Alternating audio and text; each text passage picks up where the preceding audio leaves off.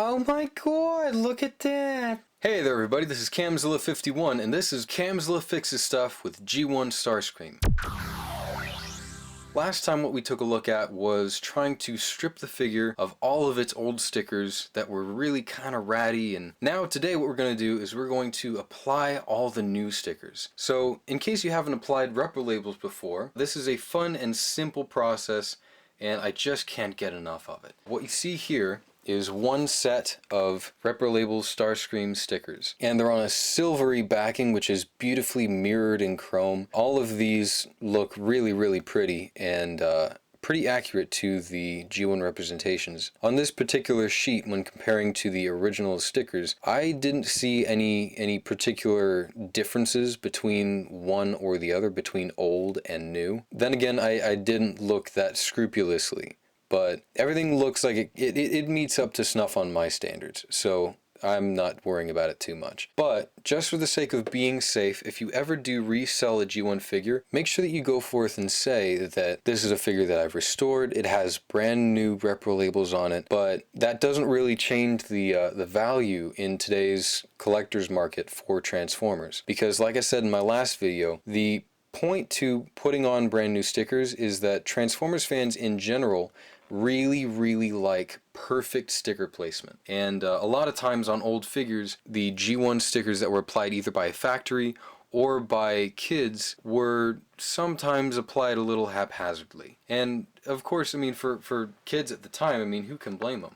But Transformers fans have this tendency to have a critical eye for details, and I'm certainly one of those people. And I really wanted that opportunity to put on the stickers myself, to take kind of command of this figure that I got from somebody else and give it my own little love on it, give it my own spin on it, give it a little bit of title of my ownership to it.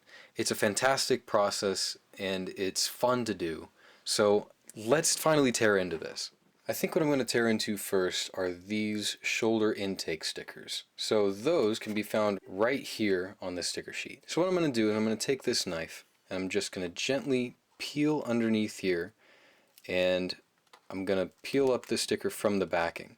Now something that is important to note is that because of the walls here, I'm probably going to be able to best access it by the tip of this sticker here.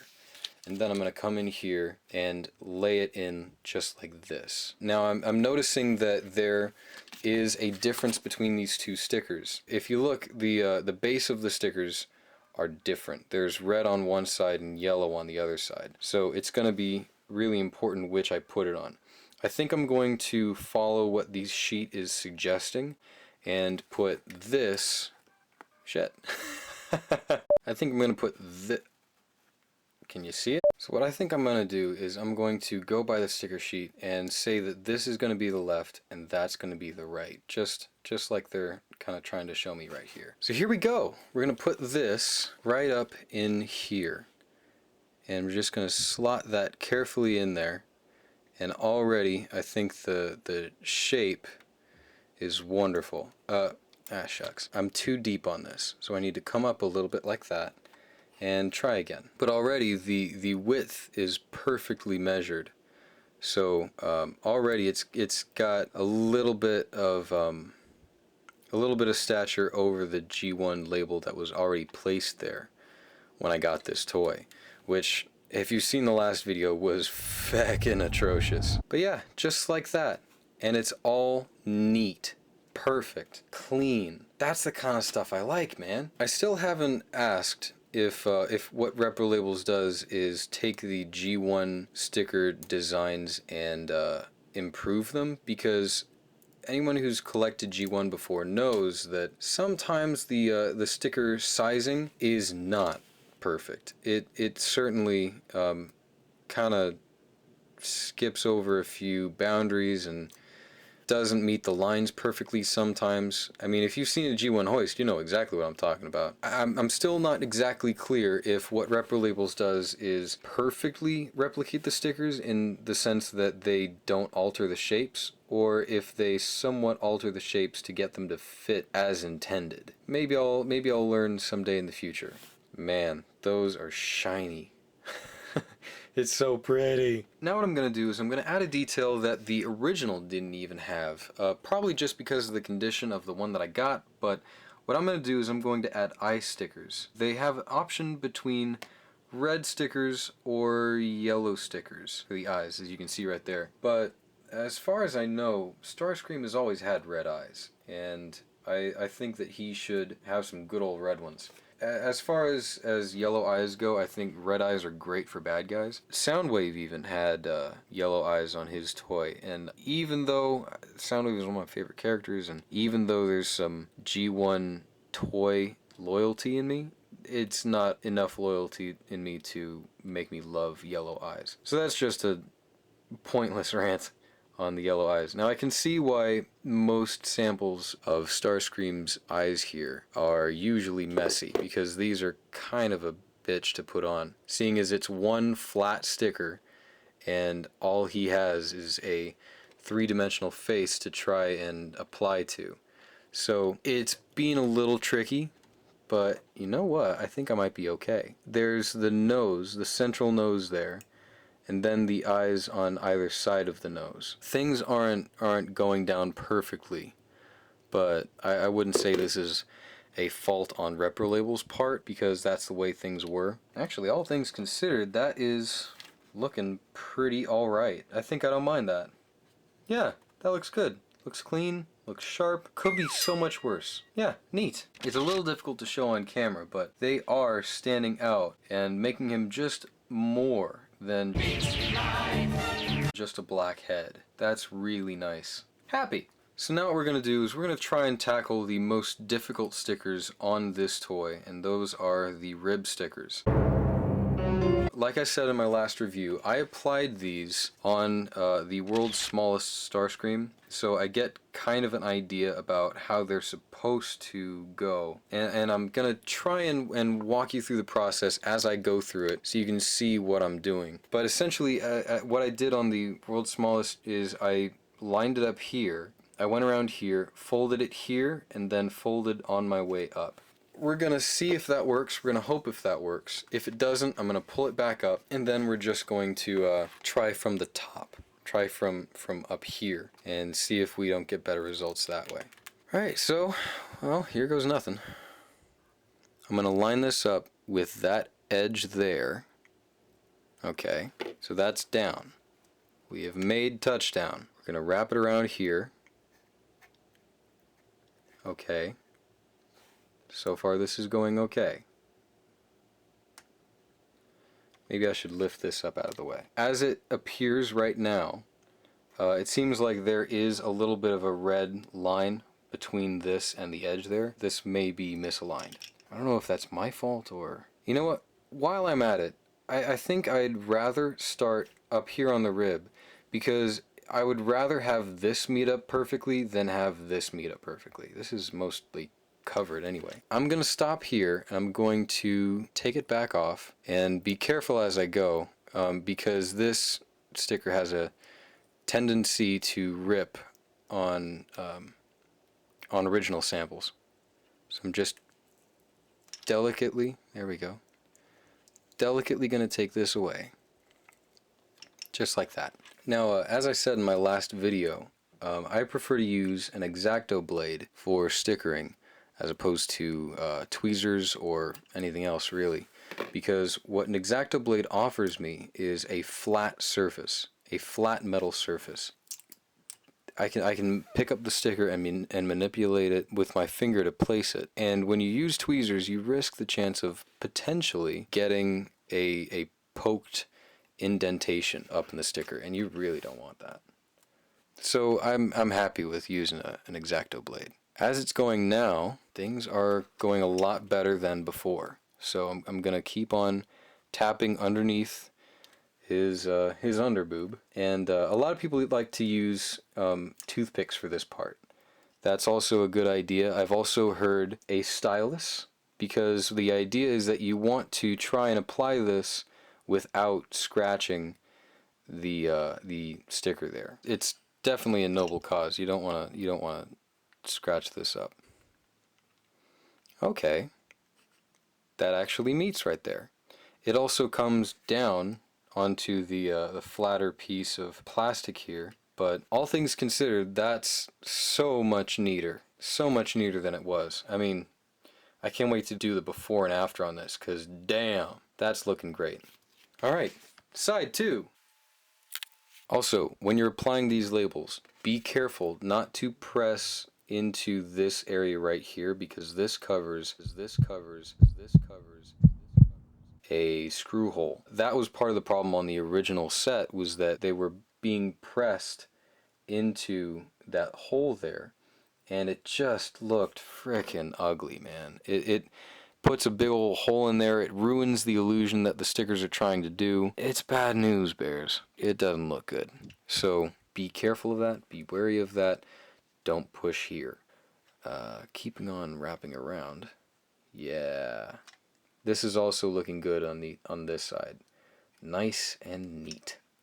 So this is a pretty clean sticker. So this is a pretty clean sticker appliance. So this is a pretty clean sticker application. Look at his shine. Chrome. I mean, Starscream looks like he's doing as much of a dance as I am right now. Look at him. So onto the knees now. We're going to go to this part of the sticker sheet and apply these to both of these. There's no difference between the two of them. Both of them have this arrow on the right side, so there's going to be no trouble there, no difference there. So what I'm going to do is I'm going to apply this carefully right here. I think I'm going to want to match up with the middle first before I try and match up with any of the corners, because the middle is where the sticker bends. So I'm just going to put it right there. Yeah. Smooth. Real smooth. Side number 2. Aces. And now we've got the feet. Now, these ones are a little funky.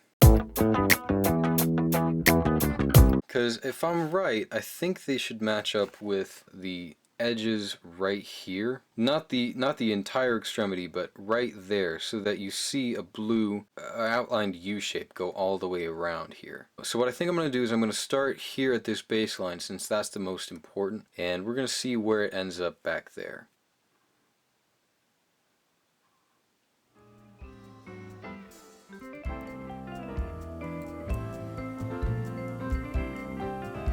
Right off the bat, same thing as with the intake stickers. These are fitting their grooves really nicely. I'm really happy with how these are turning out. Because when stickers are clean, the whole impressiveness of the figure comes into play. It just really makes it shine. I mean, all this chrome all over a figure, God, this is going to be gorgeous. That's really impressive. Look at that. It matched up with the top edge right there. This whole thing. I mean, I'm still going to start on the other side here by the toes, just to keep consistency.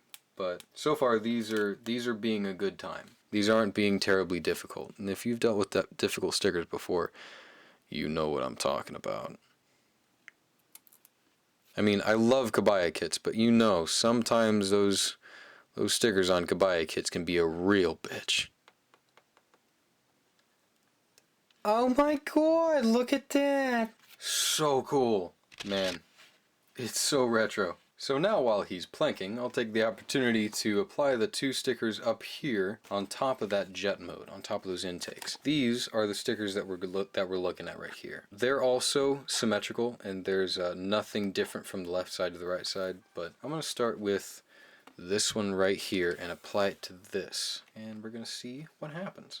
Now, since this edge seems to be the more complex shape, I'm going to make sure that I try and line it up with that first and foremost. I don't know if I should keep it here to leave red behind it, or if I should mount it there with a little bit of red in front of it. But I think if I mount it up front, I run the risk of putting it too close to the edge of this box without a back wall. So I think what I'm going to do is, what if I split the difference? No, because I'm covering up this lip right here. So you know what? I'm just going to go with the original, and I'm going to put it right there. Yeah, I'm going to put it right there.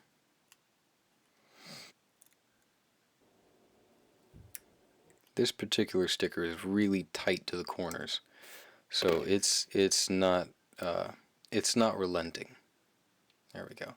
Just the same with the chest stickers, I'm going to advise against pushing here and push around this because of course this hole is on the other side and those were really indented on the last one. So I'm going to just tiptoe around that. This little circle spot in the center, I don't think that can be helped. That was molded in to the metal. That was and that came through the plastic, so I don't think that's going to be anything I can get around. I mean, on the overall scheme of things, I think it's okay. Did the best I could do, truly. Side 2. Yeah, these are looking good. Fortunately for me, I was able to place these where they weren't directly on the edges of these edges of the metal here, because what happened on the last person that owned this, these parts, these stickers were right over the edges there, and the stickers on the edges got real damage. Those are going to be improved now, and those aren't going to take the damage anymore. But man, would you look at those colors? So that's the base robot mode pretty much done. I'm going to go to the wings and other bits now. If this ain't the weirdest looking shit ever. Wing time! So now what we're going to do is we're going to take these stickers right here towards the ends, these big ol' F's, and we're going to apply those to the wings here. So here we go for that. I think with this one I'm going to apply it close to the top since that seems to be where the space is most constrained. Of course, keeping in mind that I have to meet up with this exterior edge right here. Okay, yeah, that looks like it's going to fit nicely. Gently. And one of the cool things about Reprolabels stickers is that they don't stick down until you apply pressure. They're pressure activated adhesive. I think that looks nice. I think on the second one maybe I'll start down here since it does turn out that I had a little bit of space. And if there's a little bit of blue space up there near the top of the F, I think that would be more forgivable. But then again, this matched up really nicely with the edges there, and I don't know. You know what? If I put this here and I've got a wing that essentially comes here, you know, I think that might be okay. Yeah, I'm going to start at the top again. Yep, that's what I'm going to do. Okay. Part 2.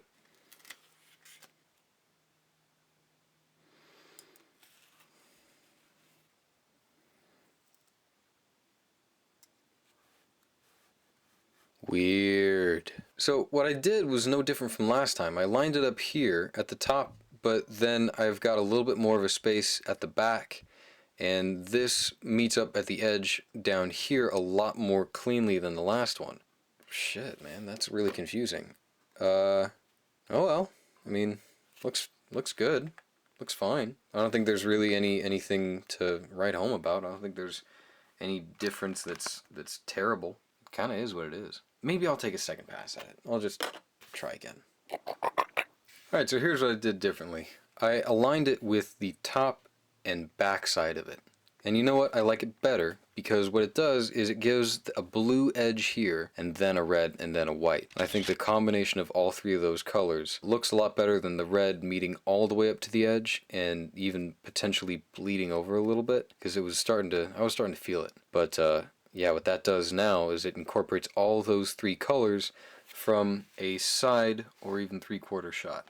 So yeah, that's what I would recommend doing. Line it up with the top and the back half. And now we have the wings. So what I'm going to try and do for these red stripes is I'm going to try and just kind of line it up here to make this transition from the bulbous part to the flat part that much crisper. And we're going to see how that goes. I'm honestly not sure which side I should start on, but we'll just experiment. See what happens. Now, since this delicate part that I'm trying to be so careful about is towards that tip, I'm going to place my tool towards that tip. I'm not going to put it right on there because I want to be able to have the control of putting my finger there to place it. There we go. And then what I'm going to do is I'm going to go towards the end here and I'm going to stretch it out in the direction that I want it. Being careful that if it falls down not to put a whole bunch of pressure on it because like I said, these are pressure activated adhesive stickers. So as soon as you put the pressure on, it's gonna stick. Now, as it is, this side's clean And this side is not so much. But I mean, even if you take a really close look at it, it looks like that isn't going to come to the full edge of it either. It looks like the sticker curves sharper than the plastic does. So after looking at the way that the sticker was on the toy, looks like this isn't really going to improve much. Looks like this is pretty much all it's going to be. So I'm just going to keep it like that. Now before I put on the Decepticon logo, I'm going to move on to the next wing and try and get that one to be symmetrical. And then when I put the whole plane together, then I'm going to put on the Decepticon logos to match them up and make sure that they're completely the same on both sides.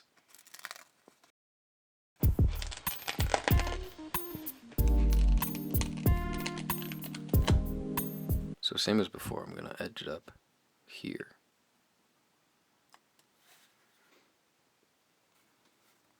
Perfect.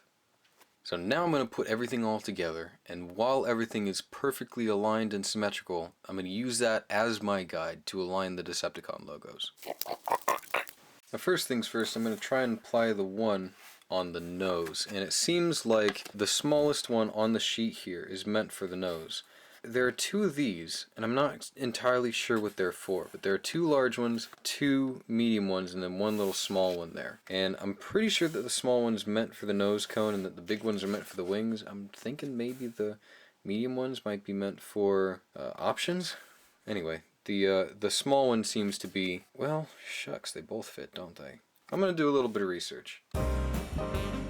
Alright, so survey says it looks like the small Decepticon symbol is the one that goes on the nose cone. Reprolabels said that's where it goes, and it didn't apply actually an assignment for either of those medium labels, which is funky. I'm thinking maybe that might be so that you can have an option to put them on the tail wings if you like, or maybe for extras if you want to keep those for funsies. I don't know. This is the one that's intended to go on the nose cone. It's wrapping pretty nicely, and I think I got it right. I think I got it centered. Yeah. Neat. Okay, moving on. This is without a doubt the most precarious way I've ever put a toy on my desk, but hey, it really gets the idea across. So now what we're gonna do is we're gonna place those. Shit.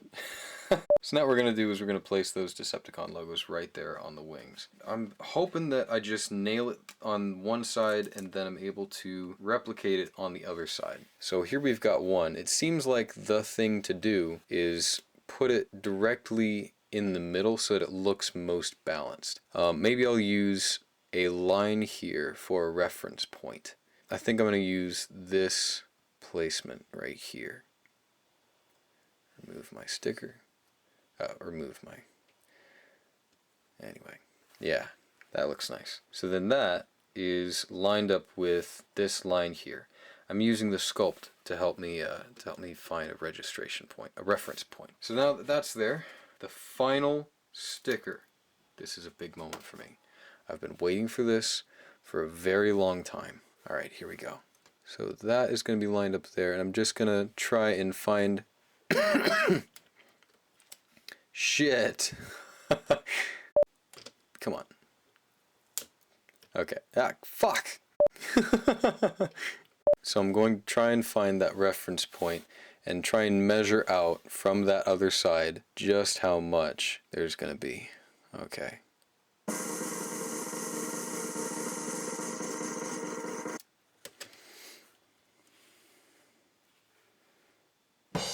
And I think that does it. Woo! Nailed it! 10 points! And with that, the stickering is complete. And this whole thing is all finished. Man, it looks miles better than it was before. It looks like a brand new toy.